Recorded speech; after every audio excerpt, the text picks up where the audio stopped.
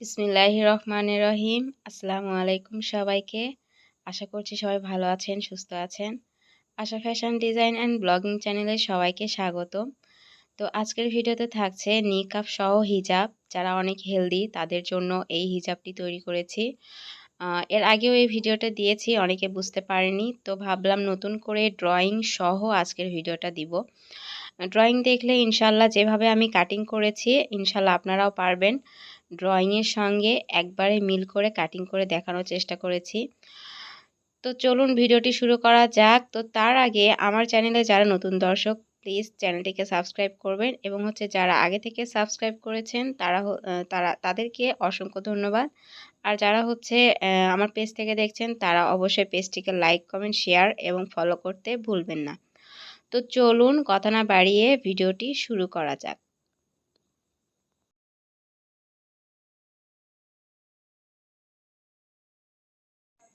তো হিসাবে প্রথমেই আমি ড্রয়িংটা দিয়ে দিয়েছি, এখানে যা যা মার্ক করে দিয়েছি লিখে দিয়েছি।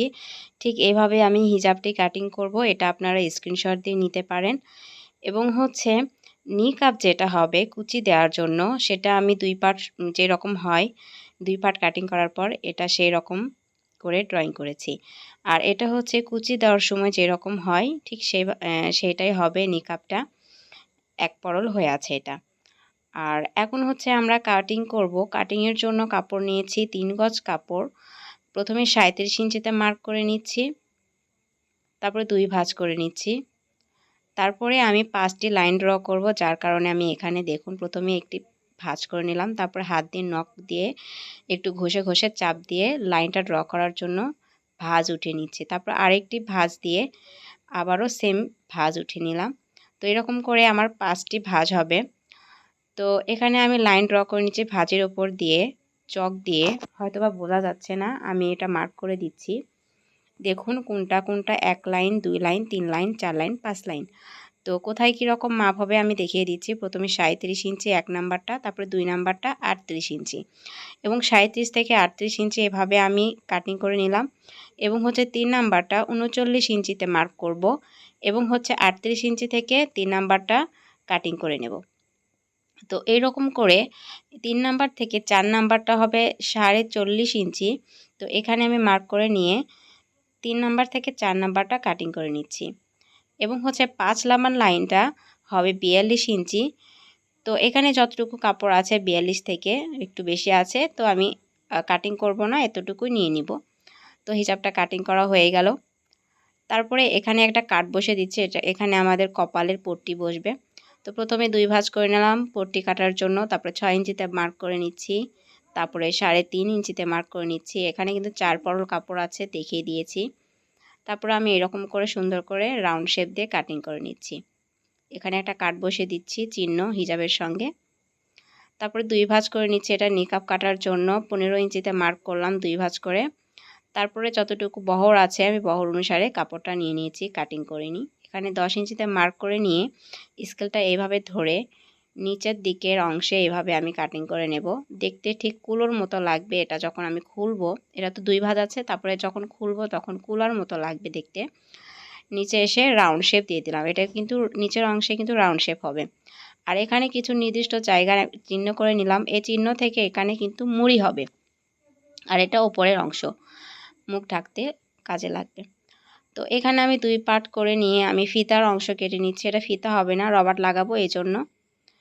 আর এখানে 2 ভাঁজ করে নিয়ে আমি প্রথমে 6.5 ইঞ্চিতে মার্ক করছি, আর এদিকে 9 ইঞ্চিতে মার্ক করছি।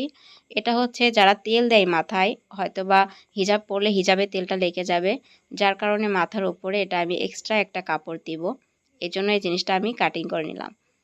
তো আমি প্রথমেই এই রাউন্ড শেপটা সেলাই করে নেব। তো আমার কাটিং করা শেষ, এখন আমরা সেলাই চলে যাব। হিজাব কাটিং কিন্তু অনেক সহজ, আপনারা ড্রয়িং দেখে সেলাই করে নেবেন, কাটিং করে নেবেন। তো প্রথমে আমি নিকাবের মাথার যে পট্টিটা লাগাবো মানে বাড়তি অংশ, সেটা আমি 1 ভাঁজ দিয়ে প্রথমে সেলাই করে নিচ্ছি। যেহেতু রাউন্ড শেপ 2 ভাঁজ একসঙ্গে সেলাই করা যাবে না, তাই প্রথমে একটি ভাঁজ দিয়ে সেলাই করে নিয়ে আরেকটি ভাঁজ দিয়ে এখন সেলাই করে নিচ্ছি। তারপরে এই পট্টিটা হিজাবটা আমি উল্টো দিকে নিয়েছি, আর পট্টিটা নিয়েছি সিধা দিকে নিয়ে পট্টিটা আগে সেলাই করে নিচ্ছি। এটা কিন্তু মাথার উপরে থাকবে, এটা দিলে অনেক সুবিধা হয়, কাপড়টি সহজে নষ্ট হবে না মাথার উপর থেকে। তারপরে হিজাবের যে মাঝ বরাবর আমি চিহ্ন করেছিলাম এবং হচ্ছে কপালের যে পট্টি সেটার মাঝ বরাবর যে চিহ্ন করেছিলাম সেটা কিন্তু মিলিয়ে এই পট্টিটা কিন্তু সেলাই করে নিচ্ছি। তো এক সাইডে সেলাই করেছিলাম, আর একটি সাইড সেলাই করে নিচ্ছি। তো এই সাইডটি সেলাই করা হয়ে গেলে আমরা একটা চাপ সেলাই দিয়ে দিব। এই চাপ সেলাইটা সুন্দর লাগে এবং হচ্ছে দেখতেও সুন্দর লাগে, আবার হচ্ছে মজবুত হবে সেলাইটা।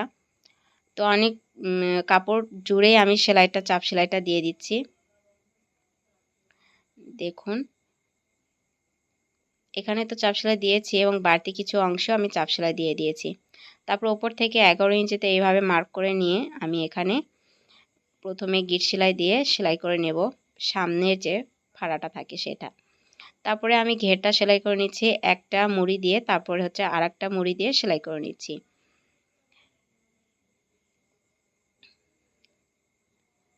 তো আরেকটি মুড়ি দিয়ে সেলাই করে নিচ্ছি।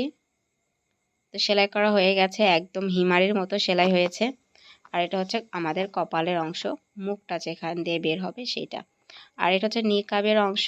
প্রথমে আমি ওপরের অংশে 2টি ভাঁজ দিয়ে সেলাই করে নেব সুন্দর করে। আপনারা যে যার মতো সেলাই করে নিতে পারেন। উপরের এই ভাঁজের অংশটি যে কোনো করতে পারেন, আরও ওষারও করতে পারেন। আমি 2 ভাঁজ দিয়ে এরকম করে সেলাই করে নিচ্ছি। এটা এই অংশটা দিয়ে আমাদের মুখ ঢাকতে হবে বা মুখ ঢাকার জন্য। আর নিচে যে রাউন্ড শেপটা দিয়েছিলাম আমি একটা নির্দিষ্ট জায়গা চিহ্ন করেছিলাম, এই নির্দিষ্ট জায়গা পর্যন্তই এই মানে মুড়িটা দিচ্ছি। তারপর আরেকটি মুড়ি দিয়ে দিচ্ছি।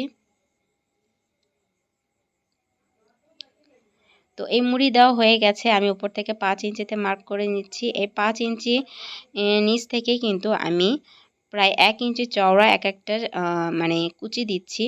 আর কুচিগুলো উপর দিকে দেখুন আমি উপর দিকে দিচ্ছি। তো এখানে আমার 8টি কুচি হয়েছে।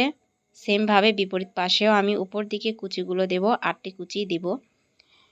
তো আমার নিকাব কিন্তু কমপ্লিট হয়ে গেছে। দেখুন এই পাশেও আমি সেমভাবে কুচিগুলো দিয়ে দিয়েছি। তারপর আমি রবার লাগানোর জন্য এখানে একটি ফিতা 2 ভাঁজ করে সেলাই করে নিলাম। এখানে উল্টা করে নেব, সিধা করে নেব। তারপরে রবারটি আমি 11 ইঞ্চিতে মার্ক করে নিয়েছি। নিয়ে এই রবারটা ঢুকিয়ে নিয়ে আমি এরকম করে সেলাই করে নিয়েছি। তো হিজাবের সঙ্গে নিকাবের সঙ্গে রবারটা কিন্তু সেলাই করা শেষ এবং হিজাবটা রেডি করেছিলাম 17 ইঞ্চিতে মার্ক করছি এইভাবে। আর যেখানে আমাদের পট্টিটা শেষ হয়েছে সেখান থেকে এই 17 ইঞ্চি পর্যন্ত রাউন্ড একটা শেপ দিয়ে, হালকা রাউন্ড শেপ দিয়ে কিন্তু দাগ দিয়ে নিলাম। আর উল্টো পাশেও দাগ দেওয়ার জন্য আমি ভাঁজ দিয়ে নখ দিয়ে দাগ উঠিয়ে নিয়েছি। তো আমার এই দাগ নেওয়া করা শেষ।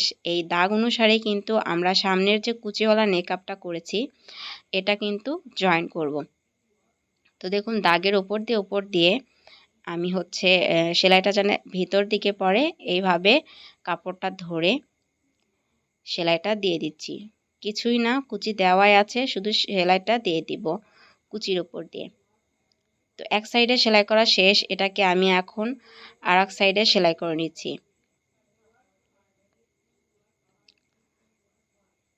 তো এখানে একটু প্যাচ লাগতে পারে, একটু ভালো করে দেখে নেবেন, কারণ এখানে খুব ভালো বোঝা যায় না, মানে একটু বেশি কুচি কুচি হয়ে যায়, অনেকে বুঝতে পারবে না হয়তো। তারপরেও বলছি আপনারা একটু ভালো করে দেখে নেবেন, তাহলেই বুঝতে পারবেন আমি কিভাবে এখানে সেলাইটা দিচ্ছি, যাতে নিকাবের 2 সাইডে যেন দেখা না যায় সেলাইটা। এইভাবে আমি হচ্ছে ভেতরের দিকে সেলাইটা দিয়ে দিয়েছি। তো আশা করছি সবাই বুঝতে পেরেছেন, এটার ফাইনাল লুক এরকম হয়েছে। তো যারা অনেক হেলদি তাদের জন্য কিন্তু এই হিজাবটা অনেক সুবিধা, আর শুধু হেলদি না সবার জন্য অনেক সুবিধা। তো এই পর্যন্ত সবাই ভালো থাকবেন, সুস্থ থাকবেন, আমার জন্য দোয়া করবেন। আল্লাহ হাফেজ।